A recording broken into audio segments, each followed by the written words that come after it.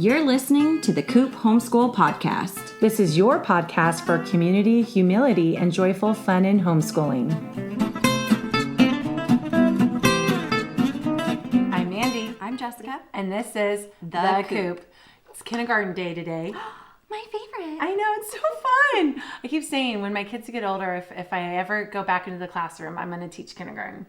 Oh my gosh, those 5 and 6 year olds are just so much fun. It's my favorite age to teach. Yeah, so cute. Okay, so what we're going to do is we're going to talk about what kindergarten is, the history of kindergarten, do we need kindergarten, and what you can do for homeschooling kindergarten. Perfect. It's such a milestone of a grade if you want to do grade levels and things like that. Yeah. And it's when people test out homeschooling. Right. Yeah, it's really, I mean, that's what I did. I was like, I'll just test out a formal year of educating my child. Right. And see how it goes. And if it works, great. I'll keep going. Same. It was a very inspiring year. Yeah. But first, let's do our scoop on the coop. Jessie? Okay. Well, I have a up and coming kindergartner in a year and a half. Aw. And it's been really neat since the new year, diving into new unit studies with Sophia and finding ways to encourage and incorporate August. And he's actually enjoying it. He's loving our oceans unit. Yeah. He crawls into my lap. He remembers things he learned about it. And of course, we follow up each lesson with a Wild Kratts episode that's pertinent. Yeah. And he remembers it. And it's just really sweet to have him finally old enough to be a part of your one of room the schoolhouse. actual lesson instead of just there. You know, he's just there in and out. Yeah. He sits there the whole time. I don't make him or ask him to, but I have relevant things that he can be doing. He's got his ocean sticker book and activities and coloring pages. And so usually he'll find something to do, or he'll just crawl on my lap and look at pictures. And his favorite is looking up pictures of the weird looking sea creatures. Oh, fun. Because there was They're like one. aliens. Yeah, Sophia's not very squeamish or doesn't think many creatures are ugly. She loves the ugly ducklings of the world. But there was the blobfish, and she was like, oh, that's disgusting. So August was like, Mom, we need to find more and make Sophia disgusted. Oh, how fun. And so that was really fun for me to just watch him be so engaged. Yeah. That's when you look up a video about the blobfish. Yeah. Oh, That's so I fun. can't watch one. Gross. It's so gross. That's like when my kids point out the guts that are hanging outside the rat that my cat just killed. No thanks, I'm like, I don't want to know. No thanks. I'm glad good. you like that. Yeah. I know what's there.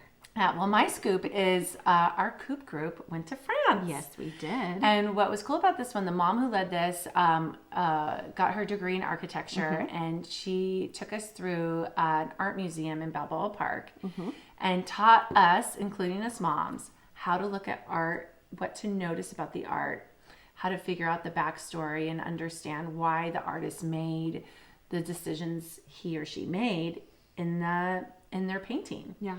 So it was really cool. We did like 4 examples, and then the kids paired up and they went around and had to do all the little exercises. She had like 6 or 7 steps for them to follow. It's super cool. To do on their own. So it was really cool. And then they sketched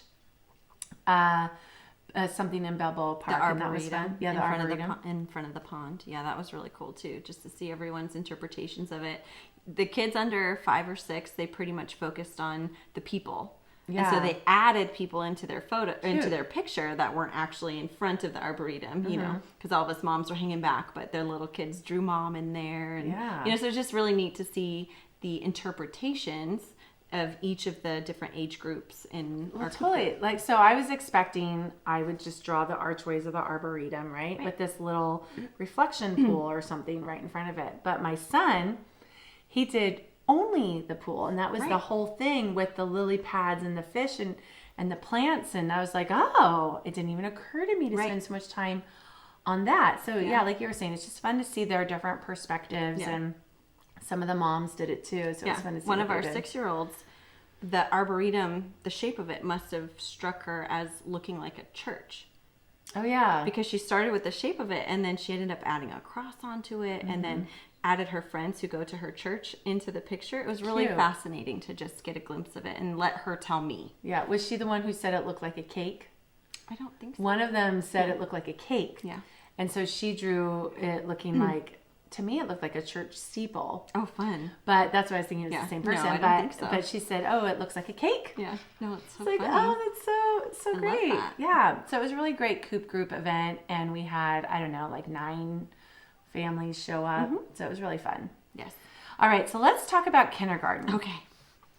First, let me mention our preschool podcast episode number 4. This is really like just an extension of that, because if you listen to our preschool podcast episode, we're almost saying the same thing all over again. Totally. Just like a little more developmentally. Right. And that's our most popular episode. So we give a lot of great tools, tips, and resources. And people are going to that one and hopefully finding helpful stuff. Yeah, I mean, and you can use a lot of what you use in preschool in kindergarten. So check out that episode. And then also maybe episode 6, first day of school.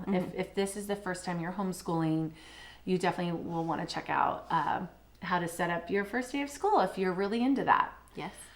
Okay, so first, let's talk about what is kindergarten. Yeah, so I used to spell kindergarten with a D for garden. I even did that on my kids' first kindergarten, like kindergarten, when they held up their sign. I spelled it with a D. Into recent And I history. took German in high school and 3 years in college. And it still didn't occur to you. And I still didn't get that it was kindergarten, because kinder is child and garten is garden. So it's like a garden of children. Oh, got it. Yeah. So in Britain and So you were just naturally translating it. That's all. I guess so. So it's the definition, the Google definition would call it a school or class that prepares children for first grade.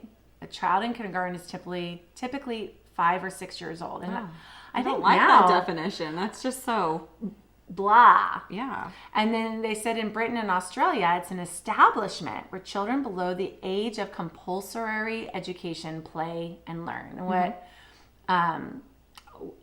I think is important is it's where they play and learn. Sure. Yeah, I believe in Britain and Australia, they're in separate, that's why they call it an establishment. They're not at the actual primary school. The kindergartens are that makes sense. Yeah. Almost like how a preschool would be, a separate one. Yeah.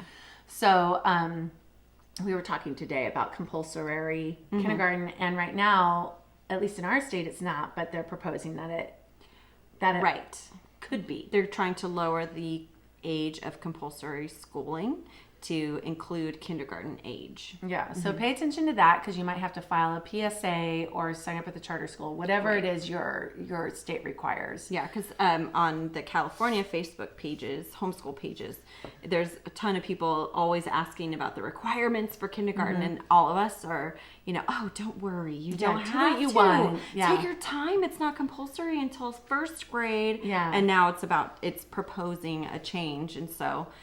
Yeah, so now we can't give that advice anymore. Which goes back to our previous episode on saying there should be less school, not more. Right. Right? Right, because at least, especially as homeschoolers, but even legally, the public school, you don't have to enroll them in kindergarten. You can start your child in first grade. Yeah. In the institutional public schools. And you hear people doing some half days, some full days, or 3 days a week.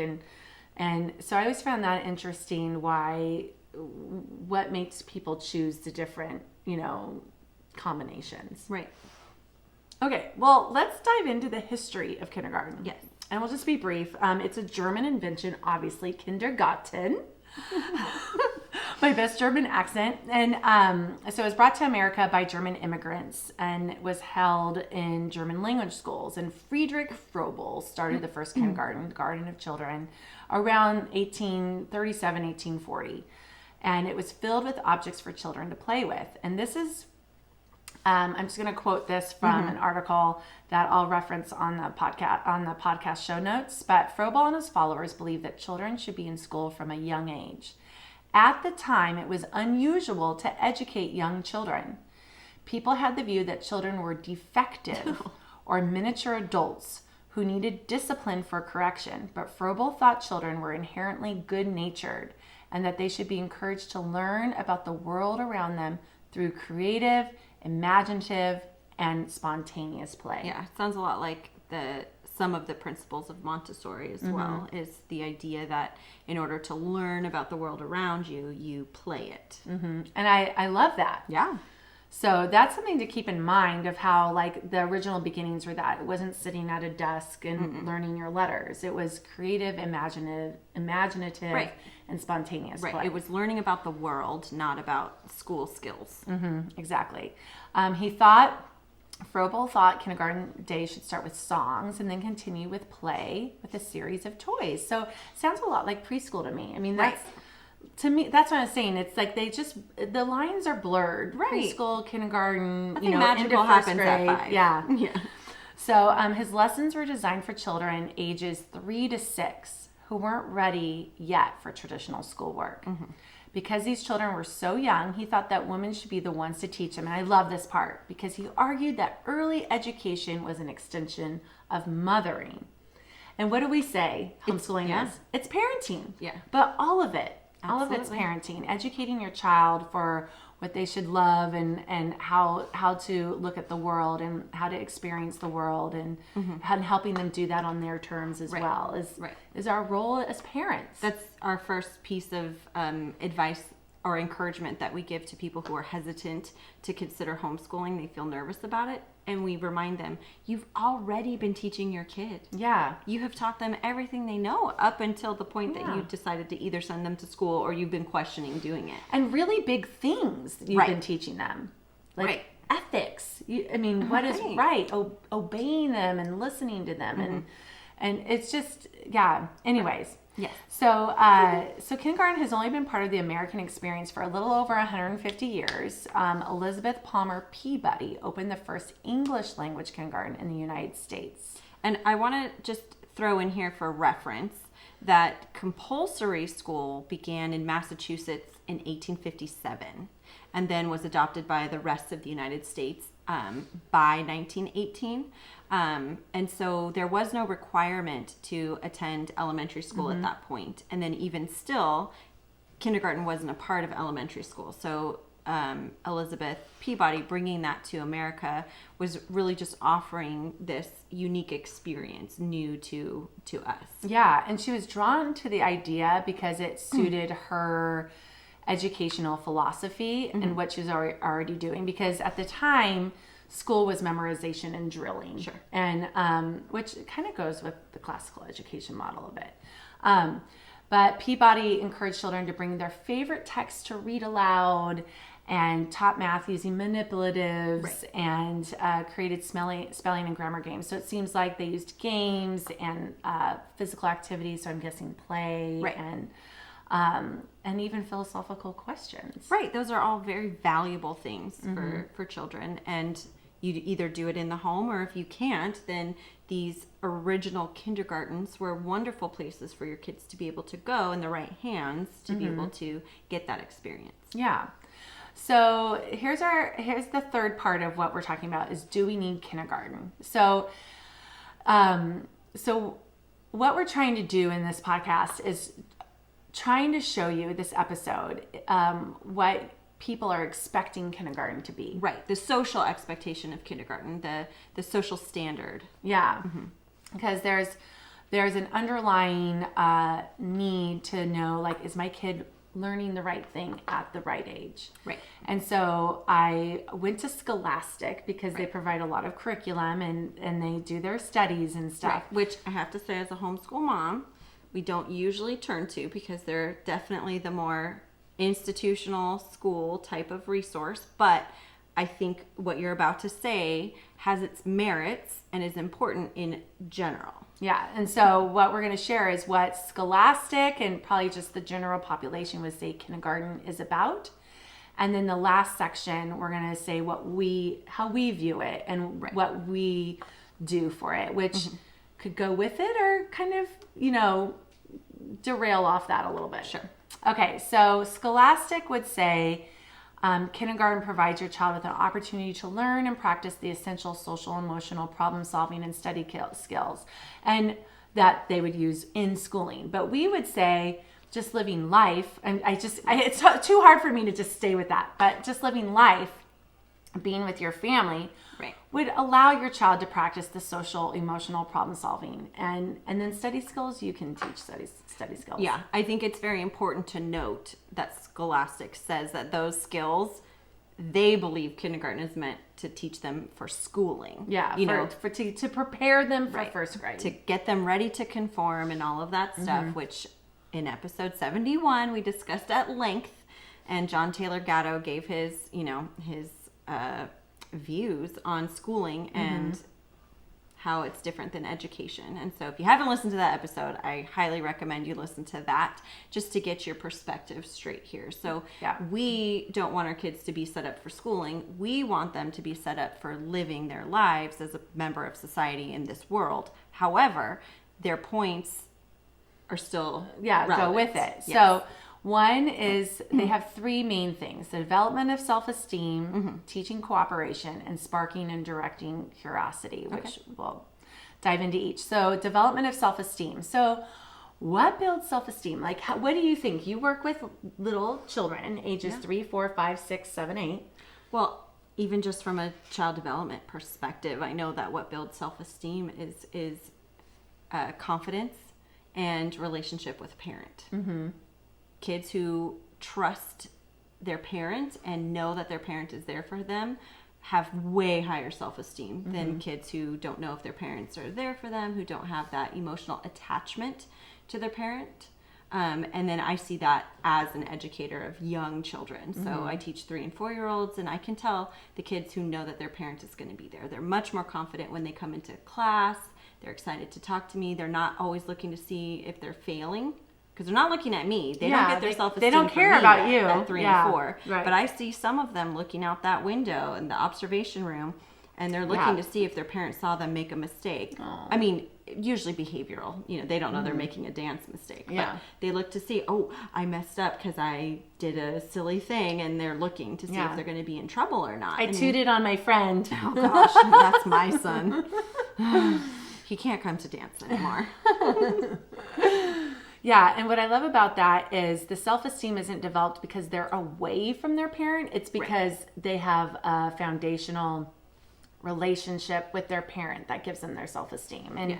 And so this article, kidshealth.org, self-esteem starts when your child is a baby. It develops slowly over time, and it can just start because a child feels safe, loved, and accepted. So exactly what you're saying, because where does that come from? The parent. The parent and the grandparents or the siblings. It comes from the family unit.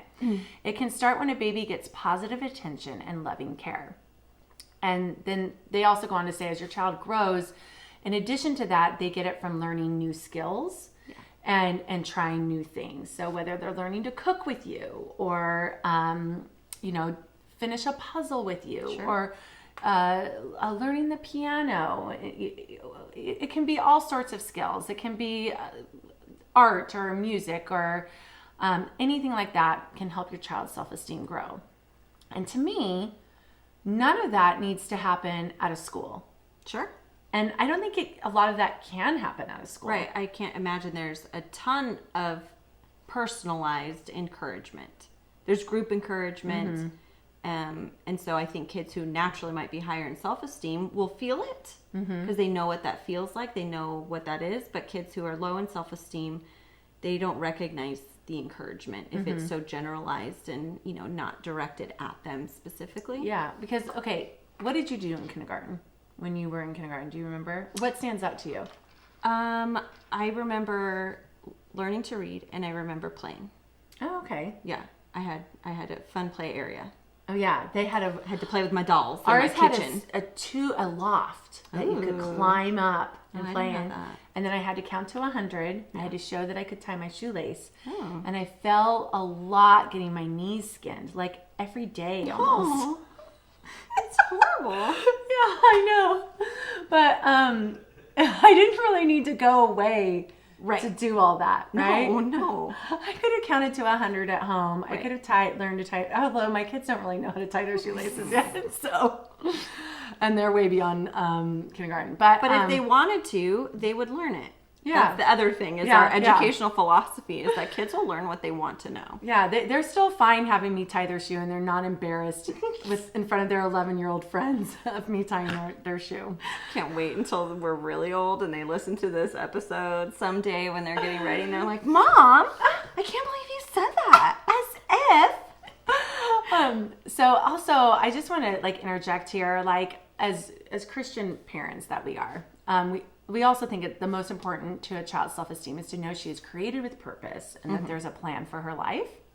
And as a child of God, she is who she is and why she is here because of how God created her and designed her for her purpose here. And Absolutely. to me, like knowing you're a child of God with a plan and a purpose, what could give you better self-esteem than that?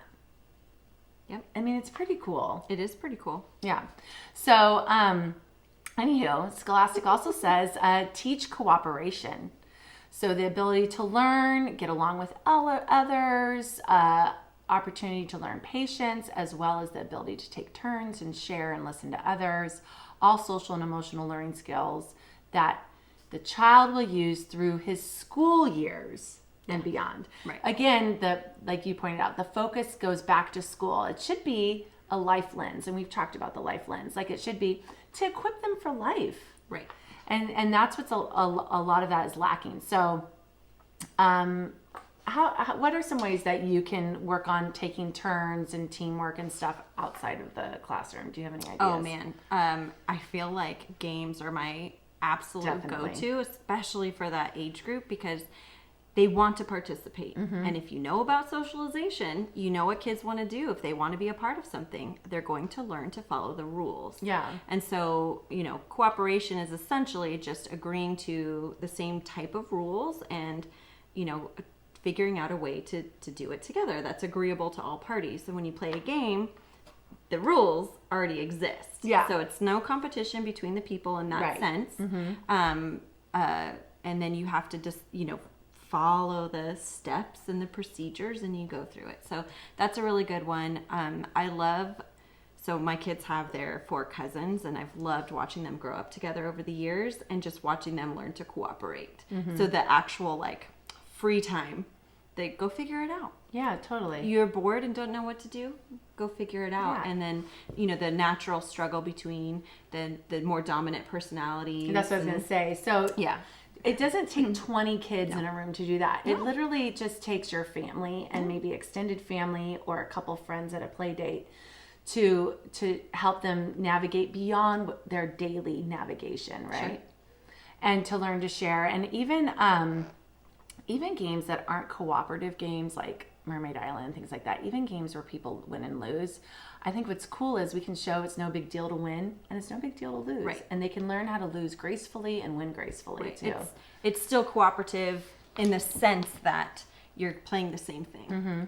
We all abide by the same rules. We're cooperating to play this game, And amusement parks, I think amusement parks are a great way to teach cooperation because you do have to learn how to cooperate with the rules of the amusement park, like standing in line and like when to pull the bar down and when to let the bar up and where to put your little backpack. And there's a lot of cooperating in the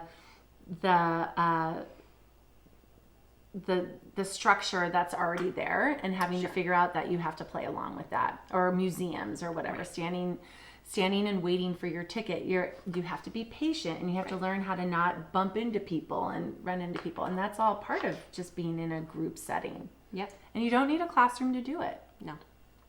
Okay, the third one is spark and direct curiosity. So before we dive into this third, we had self-esteem, we have cooperation, and then we have spark and direct curiosity. Remember that Peter Gray says in his book, Free to Learn, we have forgotten that children are designed by nature, or by God, to learn through self-directed play and exploration. And so more and more, we deprive them of freedom to learn, subjecting them instead to the tedious and painfully slow learning methods devised by those who run the schools. It's classic. Yeah. So Just kidding. We don't need to spark the curiosity. They already have it. Right. But I like the idea of maybe helping direct it.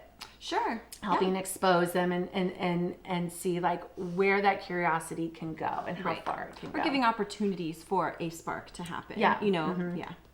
Yeah, so the Mayo Clinic has 8 tips. Show them the world, like traveling, going camping, museum, spend time together as a family, walk, bake a cake, go to the zoo, encourage friends and family to give experiences rather than gifts.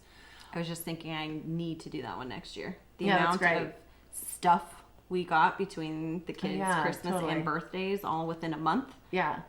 We can't do that next year. Well, I always ask, can you just put money in our travel fund? Right. Or gift us one night stay somewhere. Right. Yeah. I But might see it if there's doesn't some really kind happen. of like registry or something, It's you just know, hard. to work towards it. Yeah, they can't open it. That's Right, what's yeah. hard. I Other get than a it. coupon, I and the get kid it. can't get as excited about it. I do get it. Yeah. Wonder aloud. Say aloud. I wonder why the leaves on the trees are green, and that may help them start looking around, being like, oh yeah, why is that? Encourage natural interest. If the children are interested in an activity, give them opportunities to do that activity. Well, one way to do that is just free time. Right. Having a lot of free time. Ask open-ended questions. Use words like who, what, when, where, why, and how. Prompt thinking. When your children have a question, ask for their thoughts first before answering. What do you think? Yeah. And then let kids be kids. Unstructured play is a great way to nurture and develop your children's curiosity. So again, the free play. So those are all good suggestions, and those are all things you can do as a family outside the classroom. Yep. So what we're showing here is the things that Scholastic, a classroom-based curriculum publishing company, says is needed for kindergarten are all things you naturally will do as a family, and it's naturally part of your parenting that you've already been doing. Right. The classroom is not essential. Yeah. So here's our take on what to do for kindergarten. So I have two quotes. Yes. One is from Teaching from Rest by Sarah McKenzie.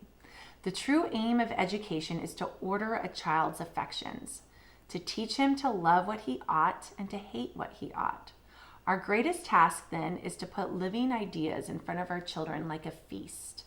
We have been charged to cultivate the souls of our children, to nourish them in truth, goodness, and beauty, to raise them up in wisdom and eloquence. It is to those ends that we labor. That's good. Isn't that good? Yes. And then we have Dumbing Us Down, John Taylor Gatto. I've never heard of it. And if you listen to our previous episode, episode 71, this comes from that chapter. Whatever an education is, it should make you a unique individual, not a conformist. It should furnish you with an original spirit with which to tackle the big challenges. It should allow you to find values which will be your roadmap through life. It should make you spiritually rich, a person who loves whatever you are doing, wherever you are, whomever you are with. It should teach you what is important, how to live, and how to die. So I just love both of those. If you just take both of those, you could write your whole mission statement for homeschooling from that, or just grab one of those. And actually, we help you through that with our Homeschool Starter Pack, Volume 1, which will help get you started and walk you through that process. So in our own lives, what are some activities that we do for our kindergarten? Yeah, for kindergarten. Let's see. Like you said, games. Yeah, We play together definitely games. games. Yeah, it's a huge one. Like my kids have learned so much math and cooperative learning through that, and even reading like Fairyopoly and things like that. It's a huge way to just naturally and organically teach them multiple subjects. I mean, there's history-based ones. There's so many. Yeah.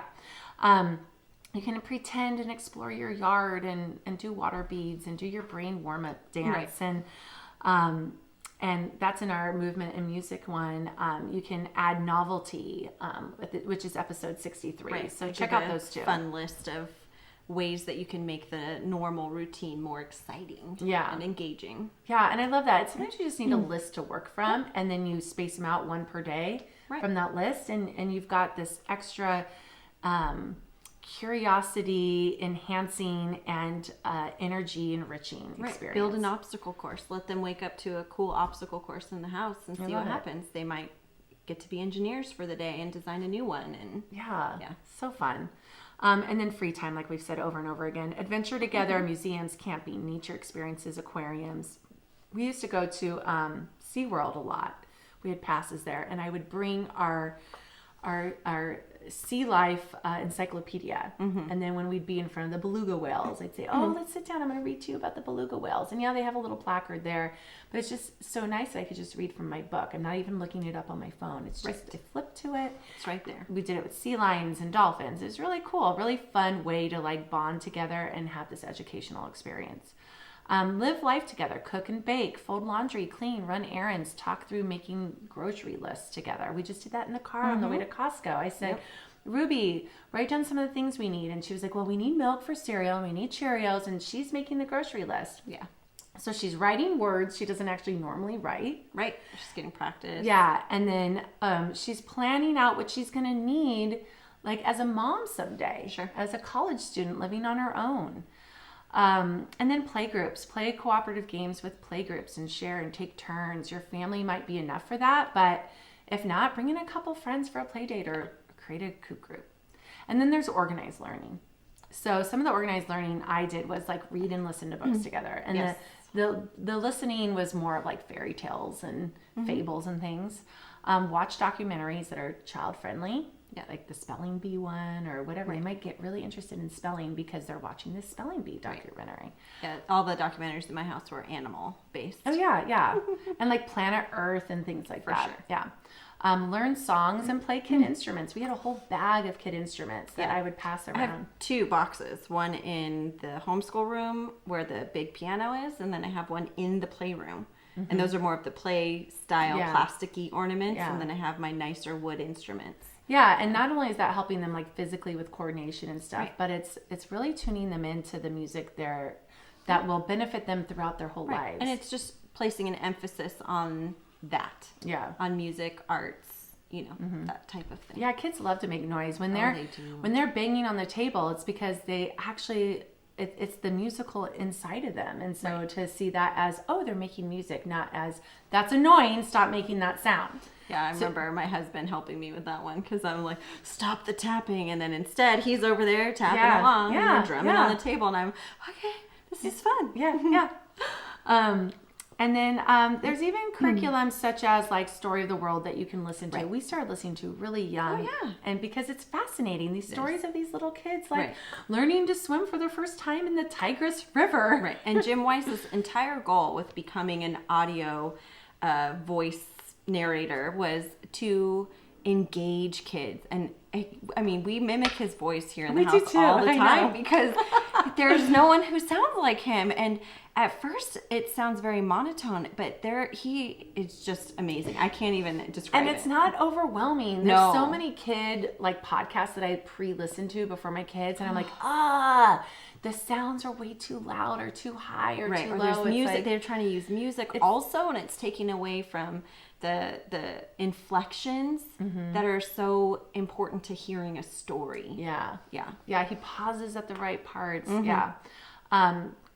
It could be cursive, it could be Bible, and then drawing and crafting. Like if you are teaching your children letters at that age, have them write actual letters that they mail to their family. So Sophia loved to, and I'm using air quotes here, write.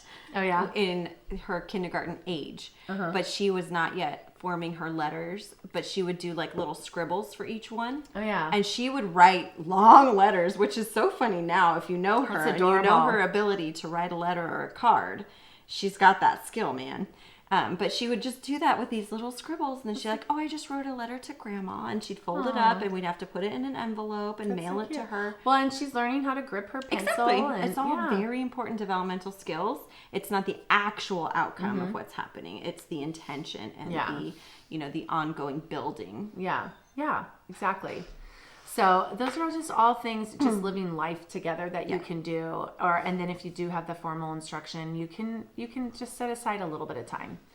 Okay, so again, go back, check out the preschool episode because that has a lot of the resources. But we do have some other tools. We have the Homeschool Starter Pack, Volume 1 and 2, to help you guys who are new to homeschooling and this is what you're trying out. Or if you feel really overwhelmed about a structure to your kindergarten, it's really there to give you the tools to really focus on what is important to you for your child. Yeah.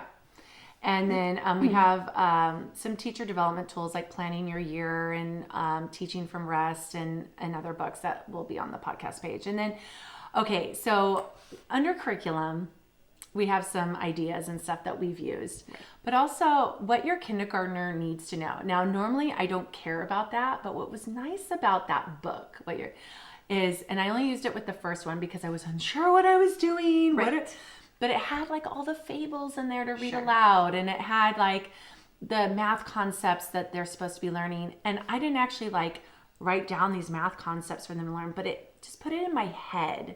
Right. What to be like, when we're playing with their animal crackers, I can show them like, oh, look there's how many are here? I see one over here and one over here. How many is that?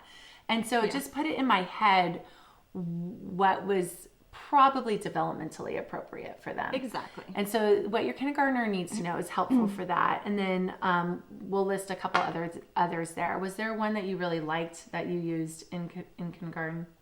I don't think so. I think I got some because, I was feeling anxious too. I wanted to make sure I was serving my child well and not missing an opportunity to make sure she would be successful.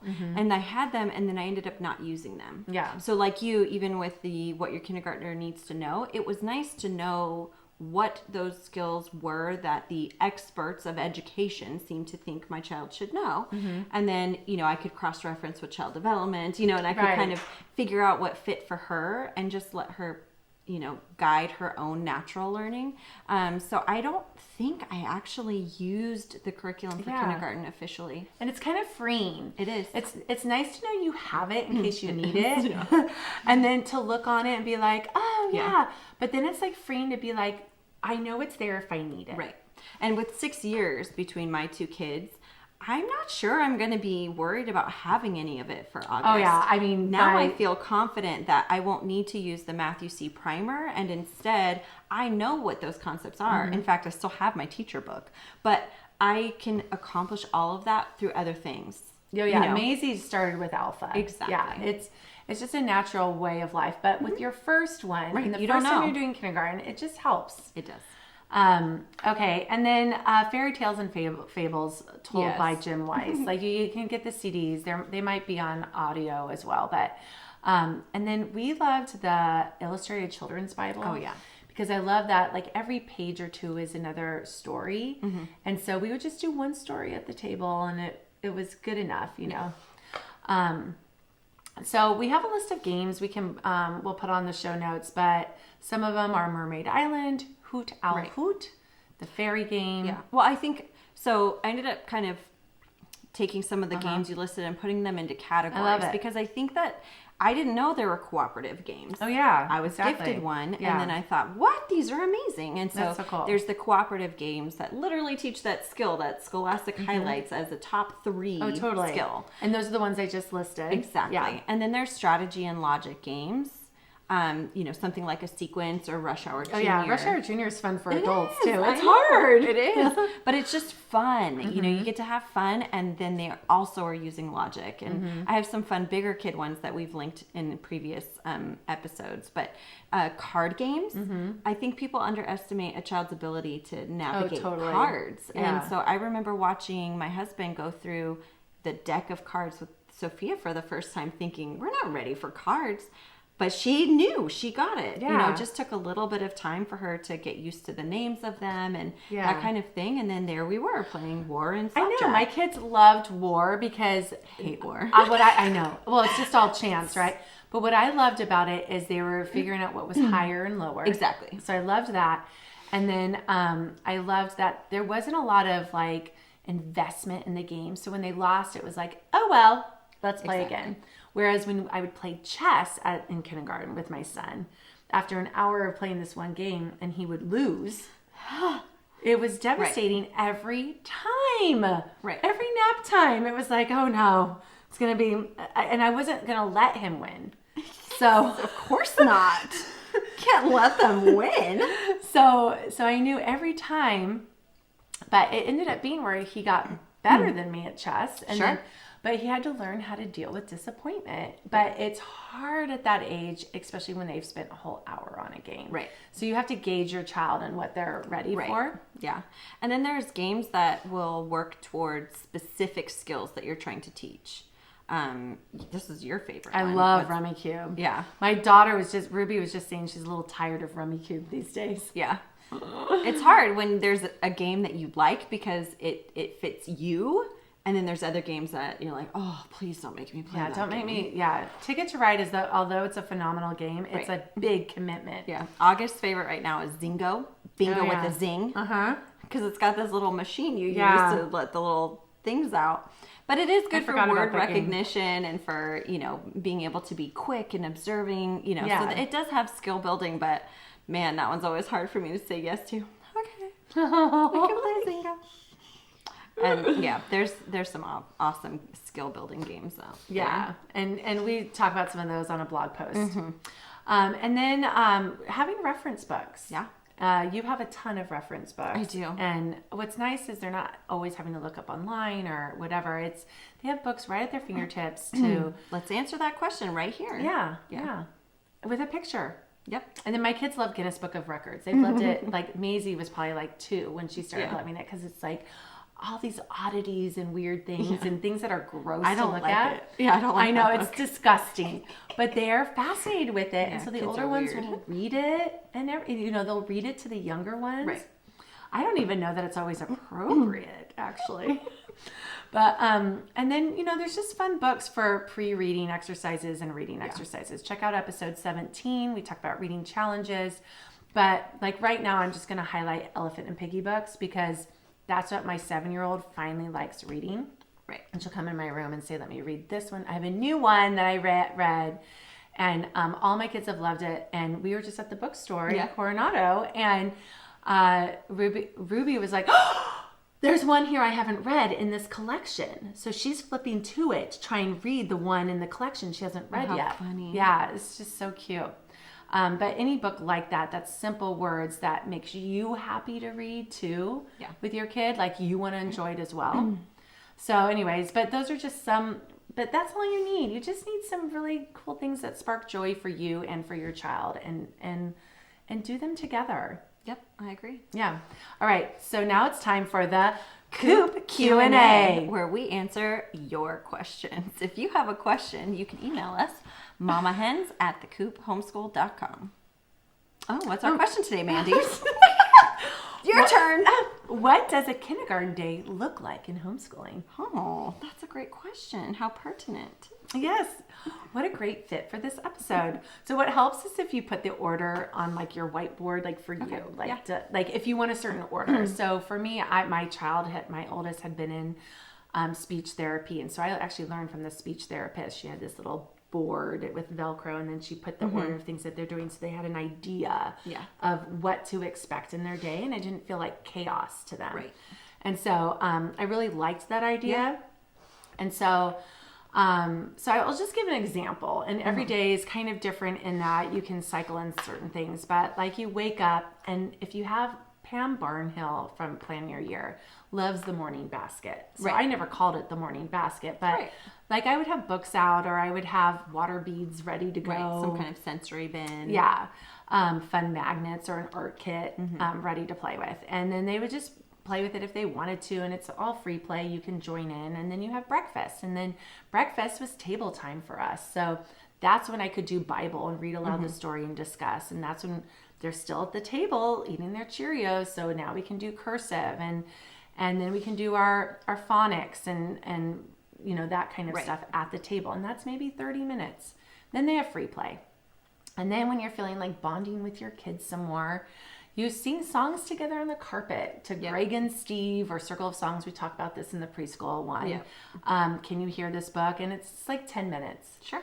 And then you might then, since you're together and you're already on the floor, have a couple board games ready for them to choose from to play on the floor together, and play some board games or practice math concepts with playing cards like we discussed, and dice or chess. And maybe that whole thing with songs and game playing is an hour. And then you have lunch. And now you can do more table work if you wanted to. You can make Play-Doh, or you can do color play, or write a letter to grandma, or whatever. Sure.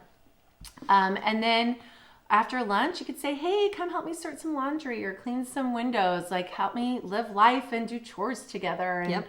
And then you have more free play. And then afternoon, they probably have like some dance. Like our kids had dance by like 3 o'clock, or some kind of lessons they would go to for 1 to 2 hours, including driving. And then they come back and they do dinner, and then they have more free play, and you might read aloud some picture books or even chapter books, and for 20 to 60 minutes, and then it's bedtime. That's it. Yeah, and you see the day as just like bonding with your child through living life with them, Right. teaching them things that they need to know for life and enjoying being with them. It's really about getting them to participate in the life that you're living, to include them in the things that you're doing. You know, if you want them to learn those skills, you have to actually engage and do that, you know. And so if you hadn't already and your child is approaching kindergarten age, those are great things, you know, and that's a great way to design a day. That's naturally the flow of what's happening, and now you can just add these learning opportunities in there. Yeah, and they could always help you make lunch, they could help you make breakfast, and then maybe you want an adventure day. So you bring your topical books, just like we talked about with going to SeaWorld, and listen to an audiobook or story of the world in the car. And we always discussed our thankfuls in the car when we would go somewhere, and we'd have to guess it. Like we'd describe it, and then everyone in the car would have to guess it. And then, or you might want a friend day and discuss helpful socializing tools before you hang out with them. Like, let's talk about sharing. How does it feel when someone shares with you? And is it hard for you to share with someone else? Let's talk about that. And then you're prepping them before you go somewhere. Yeah, that's great. Yeah. So that's just but it's a life of peace and a life of enjoyment and delighting. Right. In your time with your child, and it's just really fun. I agree. Thanks for listening. We love your support. Be sure to subscribe to our podcast, leave a rating and review to let us know how we're doing, and share our podcast with your friends who need a little community, humility, and joyful fun in homeschooling.